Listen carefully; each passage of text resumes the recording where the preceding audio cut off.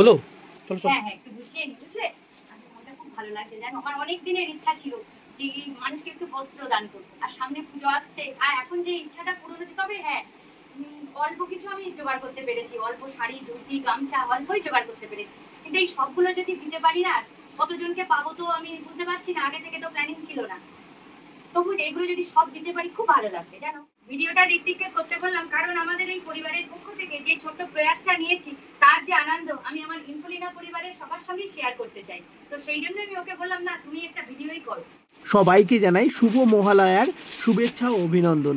আর আপনাদের অনুরোধ করব আমাদের চ্যানেলের পাশে থাকবেন, অবশ্যই কিন্তু সাবস্ক্রাইব করতে ভুলবেন না, আর এই ভিডিওটি লাইক আর শেয়ার অবশ্যই করবেন। আর ভিডিওটি সম্পূর্ণ দেখলে খুব খুশি হব।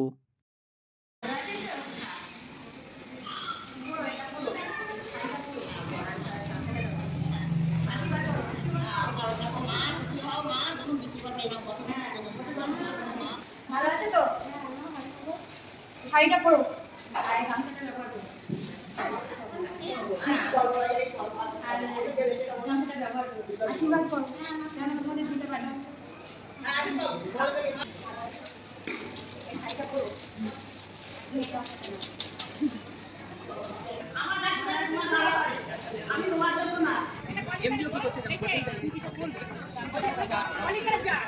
ভালো আছেন তো?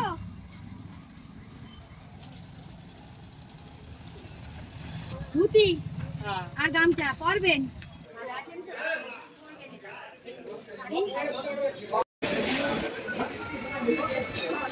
গামছা আর এই ধুতি পরবেন?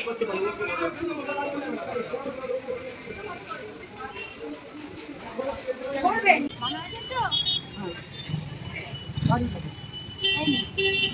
এই ধুতিটা পরবেন আর এই গামছাটা ব্যবহার করবেন। ভালো আছেন তো? পরবেন। আর কিছুদিন পরেই দুর্গাপুজোয় খুবই আনন্দে কাটাবেন, খুব ভালো থাকবেন, আর আমাদের চ্যানেলের সঙ্গে কিন্তু সবসময় থাকবেন। নমস্কার।